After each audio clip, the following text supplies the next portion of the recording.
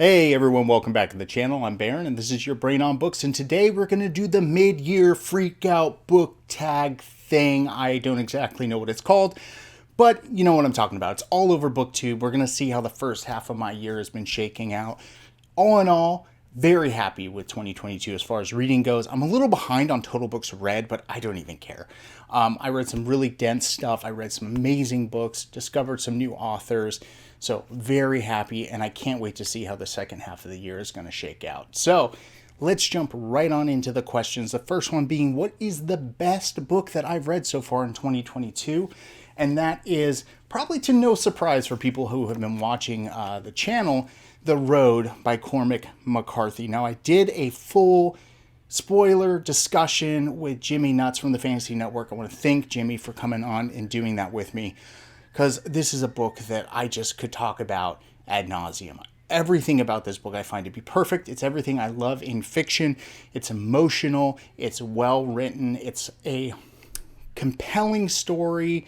And it just left me with kind of just thinking about it for days and days and days.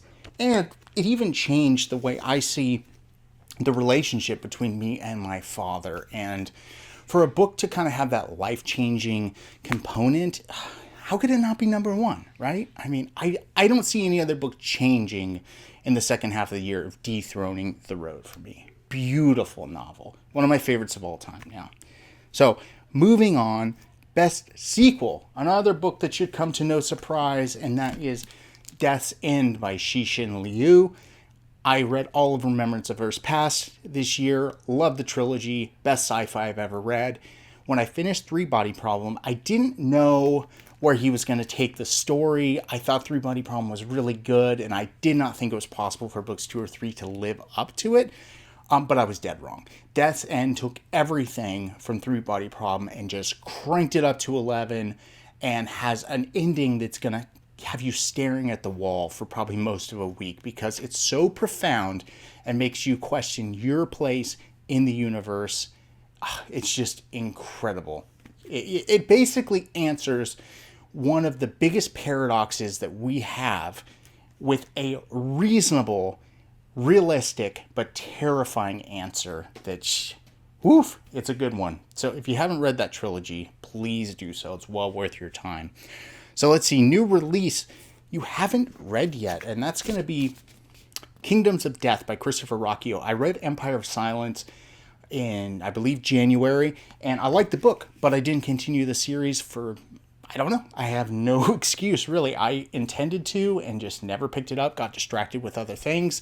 So I'm going to be continuing the series this year. There is a read-along for it on the Grimoire Discord. They're reading Empire of Silence this month, and then I'm going to be jumping on with Howling Dark in August with them. So excited to continue. I'll definitely get through the rest of it this year and get to Kingdoms of Death. So, most anticipated release coming out. That's going to be The Passenger by Cormac McCarthy. This has been the year of Cormac McCarthy for me. I have read a ton of his books. Really been in just obsessed with his novels, if I'm going to be honest. And he hasn't written anything in a very long time. So I picked a good year to get into his catalog. Because in the fall, we actually have 2 releases that came somewhat as a surprise.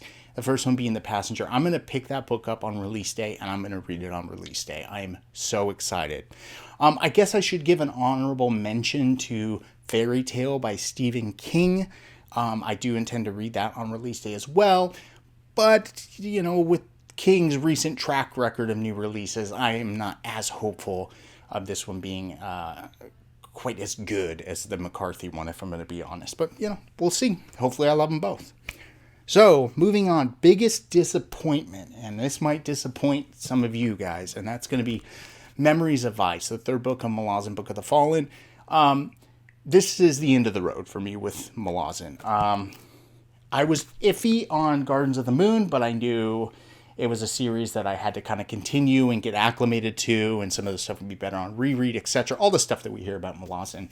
And then I read Dead House Gates. I thought Dead House Gates was a great book. I ended up rating that one, I think, 4.5 stars. The use of perspective was amazing.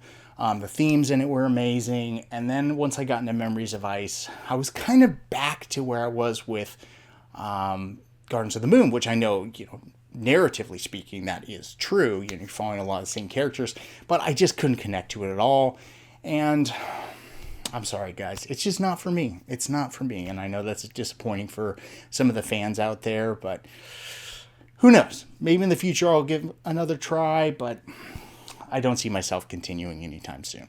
All right, moving on. Biggest surprise, and this actually came out of some of my frustration for Malazan, was trying out R. Scott Baker, who is an incredible writer. Why is he not talked about in the fantasy genre more? Now, I understand this is kind of nihilistic and bleak, and it's not fun, cozy fantasy. It's not Sanderson. It's not Hobb.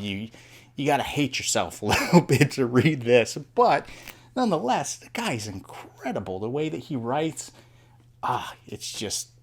I'm very happy that I took a chance on trying his work, and I plan to continue. I've been dragging my heels on it lately, so the people that have been waiting for an update, I apologize, but I am very much enjoying his writing.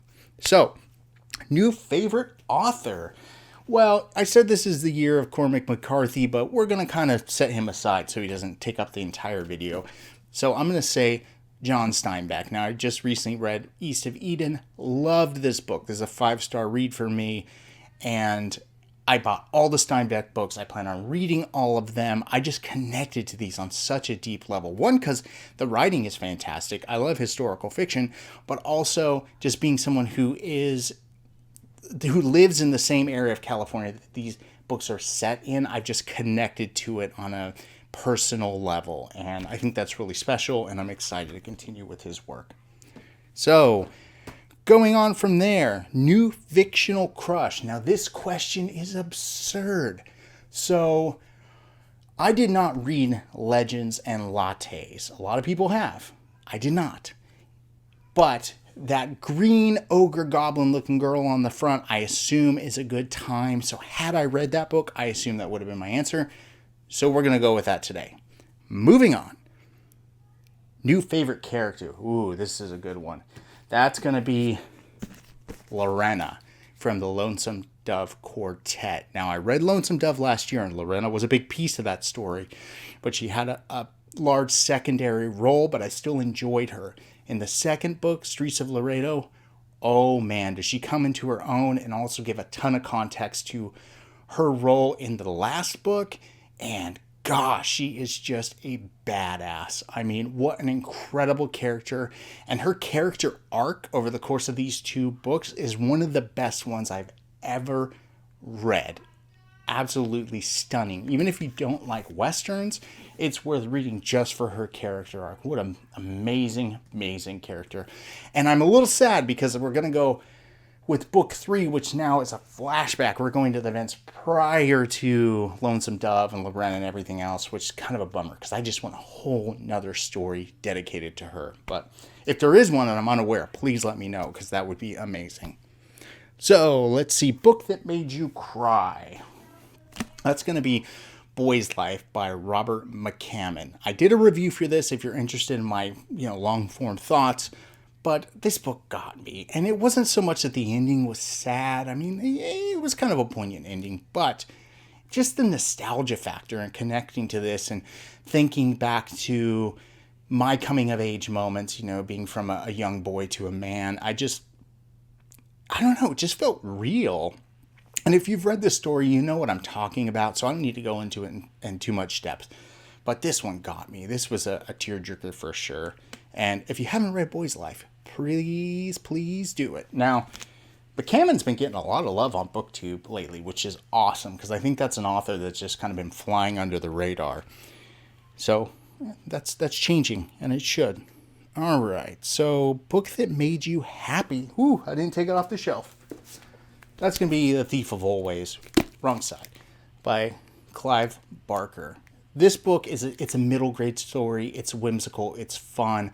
I really enjoyed this one. Not just as a Clive Barker fan, but this is just an excellent story. Now, I did a review for this as well. But if you're looking for something short and different and just kind of feel good, but still kind of creepy, this is a great book to try. Highly, highly recommend it. So let's see here. Most beautiful book I got this year. Well, this might just be recency bias because I just got this one. It was really hard to decide. I got a lot of really cool books. So I don't know if this is the most beautiful or pretty book, but it's the one I'm probably the most excited about. And that is The Dark Harvest, first printing of They Thirst by Robert McCammon. Now, there's other versions of this, but with the first printing, they came out with this really crazy art, and it's full of illustrations in here. And this was limited to 500 copies, and it's signed by McCammon and the illustrators and everything else. It's just a very rare and cool book that I stumbled across, and I'm just so happy to own. And I think that's it. The only other question is, what books do you still need to read this year? Well, that's a ridiculous question because I need to read all the books. I don't know. I mentioned I'm going to finish Sun Eater, continue the Lonesome Dove Quartet. I need to get back to Realm of the Elderlings. So that's going to be happening in probably maybe October, November. We'll see, because I am way behind and I want to get back to Fitz. But I think that's it for now. If you made it to the end, thank you for watching and hearing about my first part of the year. It's been awesome, and more reviews to come. Till next time, see ya.